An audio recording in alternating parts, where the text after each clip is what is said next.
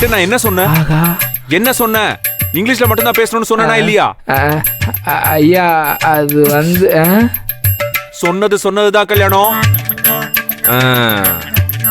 நீ நிறைய தமிழ்ல பேசிட்ட, அதனால உன் சேலரியில இருந்து 300 ரூபாய் கட்டு. என்னையா இது அநியாயமா இருக்கு? இங்கிலீஷ்ல பேசினா அம்மா அடிக்கிறாங்க, பேசலைன்னா நீங்க சம்பள காசை பிடிக்கிறீங்க. நான் என்னதான் பண்றது பொழப்பு தலைப்புக்கு? யாரு? என் தாய் குலம் நீ இங்கிலீஷ்ல பேசினா அடிக்குதா? ஆமையா சுந்தரவல்லி அம்மா, தாய் இல்லாத இந்த புள்ளைய கண்ணத்துல பலான்னு அறையா, காது கேக்குதியா? இதுக்கு நான் வேற ஏற்பாடு பண்றேன். அது என்ன ஏற்பாடு? ஆகா, என்ன போன் எடுக்கிறாப்ல?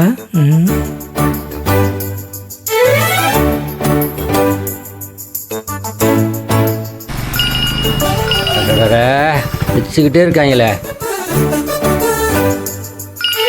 சூர்யா சார். சார் வணக்கம், சொல்லுங்க சார். மிஸ்டர் கன்னியப்பன், எங்க சார் இருக்கீங்க நீங்க? சார் நான் வெளியே இருக்கேன் சார். ஆக்சுவலா நீ பண்ண வேலைக்கு உள்ளதானே நீ இருக்கணும், வெளியே என்ன பண்ற? சார் சும்மா கலாய்க்காதீங்க சார். ஆடி மாசம் பிறந்துருச்சு, எல்லா கோயிலையும் என் தலைமையில தான் கூழ் ஊத்துறாங்க. என் தலைமை இல்லாம எந்த காரியமும் நடக்காதுன்னு உங்களுக்கே தெரியும். சொல்லுங்க, நான் இப்போ உங்களுக்கு என்ன பண்ணணும்? அது ஒண்ணு இல்ல கன்னியப்பன், நான் ஏற்கனவே விவேக் மூலமா உனக்கு ஒண்ணு சொன்னேன்ல, அந்த விஷயம் என்னாச்சு?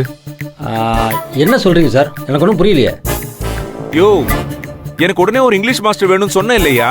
ஓ அந்த மேட்டரா? அது ஒன்றும் பிரச்சனை இல்லை சார். இங்கிலீஷ் மாஸ்டர் இப்போதைக்கு கைவசம் இல்லை, ஆனா சைனீஸ் மாஸ்டர் ஒருத்தர் கைவசம் இருக்காரு, உடனே வருவார். அனுப்பிச்சுடவா?